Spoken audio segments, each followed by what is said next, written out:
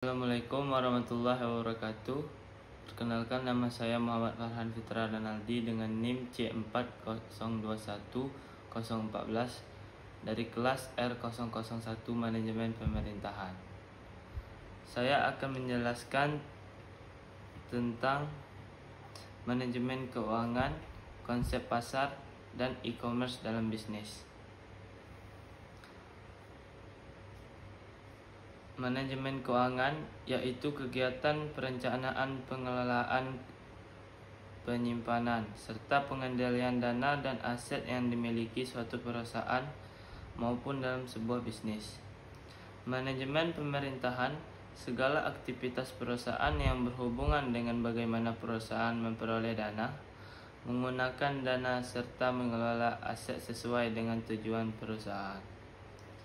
Segala kegiatan perusahaan yang berhubungan dengan cara memperoleh, menggunakan, serta mengolah perusahaan mencapai tujuan utama perusahaan.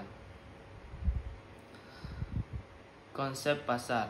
Menurut Kotter dan Armstrong, konsep pasar yaitu suatu potensial dari suatu produk atau jasa.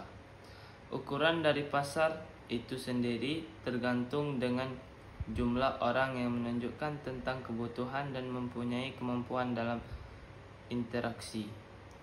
Menurut Shimamura, konsep pasar yaitu sekumpulan orang yang memiliki kebutuhan dan keinginan terhadap produk tertentu, memiliki kemampuan dan kemauan untuk membeli produk tersebut, dan memiliki kesempatan untuk memutuskan membeli sebuah produk. Menurut Philip dan Duchandan, konsep pasar dapat diartikan sebagai sesuatu yang digunakan untuk menempatkan barang yang dibutuhkan oleh konsumen, dan pasar merupakan tempat untuk meletakkan barang untuk dibeli konsumen. Government market atau pasar pemerintahan, yaitu melihatkan kantor pemerintah. Government market terdiri dari pembelian pemerintah pusat dan daerah. Biasanya pemerintahan adalah konsumen dan pembeli barang dan jasa individu terbesar di hampir setiap negara. Selanjutnya, perubahan teknologi. Sebuah perusahaan yang terjadi dalam perkembangan teknologi sejak zaman dahulu sampai saat ini memberikan pengaruh yang besar terhadap masyarakat. Globalisasi, proses mendunianya suatu hal sehingga batas antara negara menjadi hilang. Deregulasi, proses pencabutan atau pengurangan regulasi negara, biasanya regulasi yang berhubungan dengan ruang lingkup ekonomi. Privatisasi adalah proses pengalihan kepemilikan dari milik umum menjadi milik pribadi atau swasta. Kemudian pemberdayaan kelangkaan merupakan bagaimana produk itu membantu mereka ketika menggunakan produk dengan lebih baik. Kustomisasi adalah memodifikasi sesuatu agar sesuai dengan individu atau tugas tertentu. Intensitas persaingan, faktor yang diukur dari jumlah pesaing utama dalam industri yang sama. Frekuensi tingkat perubahan teknologi dalam industri yang sama. Selanjutnya, konvergensi industri, proses berkembangnya industri baru yang secara mutual berhak menggabungkan dan mengkawin silang dua industri yang berbeda. Selanjutnya, transformasi eceran, persaingan yang ketat sehingga membuat usaha atau pengusaha kecil menyerah pada pengusaha besar.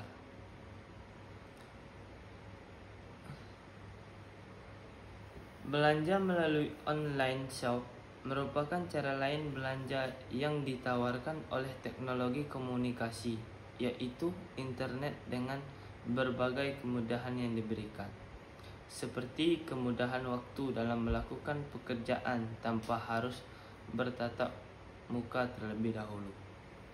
Para konsumen belanja melalui online dapat dengan mudah mengakses online shop yang diinginkan, melihat pilihan barang, harga yang akan dibelinya, mengetahui kualitas barang melalui komen pembelinya dan cara pembayarannya.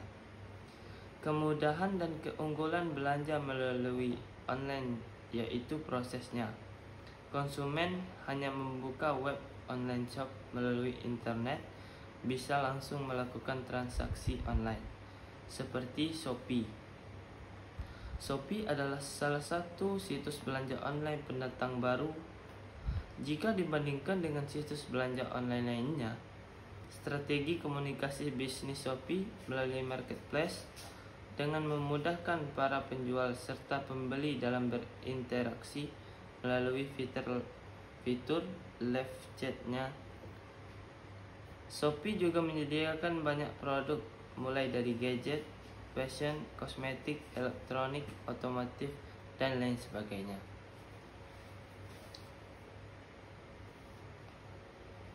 Strategi komunikasi bisnis online Shopee dalam meningkatkan penjualan ditawarkan oleh internet, yaitu para pengguna jasa jual beli online dapat mudah mengakses online shop yang diinginkan, melihat barang, harga yang akan dibelinya, mengetahui kualitas barang, komen dari pembeli. Saat ini ada lebih kurang 5 online shop yang banyak dikunjungi. Seiring dengan pesatnya kemajuan transaksi lewat internet, masih terdapat banyak kekurangan di dalam yang menyebabkan kerugian bagi produsen maupun konsumen online. Semakin banyak pula pesaing online shop yang terlibat di dalamnya, sehingga dibutuhkan strategi komunikasi bisnis yang tepat sehingga produsen dan konsumen pun sama-sama mendapatkan keuntungan. Selain peningkatan penjualan online shop tersebut, Shopee adalah salah satu situs online pendatang baru. Jika dibandingkan dengan situs belanja online lainnya, kehadiran Shopee di Indonesia mulai Desember 2015. Prestasi Shopee melalui marketplace-nya adalah melalui promosi yang dalam waktu singkat. Pengguna Shopee tidak kalah hanya dari para pesaing online shop lainnya. Chris Feng adalah tokoh penting di balik sejarah berdirinya Shopee, sekaligus juga CEO yang merupakan lulusan terbaik universitas di Singapura. Shopee hadir dengan metode terintegrasi dengan dukungan logistik yang memiliki metode pembayaran yang aman dan nyaman, sehingga membuat belanja online menjadi mudah baik bagi penjual maupun pembeli. Kesuksesan Shopee di Singapura diikuti dengan ekspansi Shopee ke berbagai negara tetangga lainnya seperti Indonesia, Thailand, Malaysia, Vietnam, Taiwan, dan Filipina.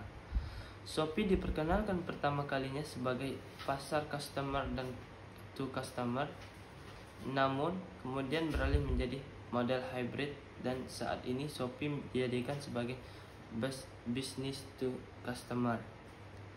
Sejak awal peluncuran sebagai Shopee Mall dan menjadi platform toko online yang memiliki brand ternama, kini Shopee telah memiliki mitra bisnis mencapai lebih dari 70 penyedia layanan kurir terbaik yang ada di seluruh negara dan menyediakan berbagai dukungan logistik untuk semua penggunaannya.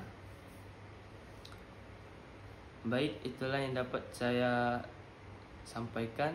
Saya tutup. Wabillahi taufiq wal hidayah. Wassalamualaikum warahmatullahi wabarakatuh.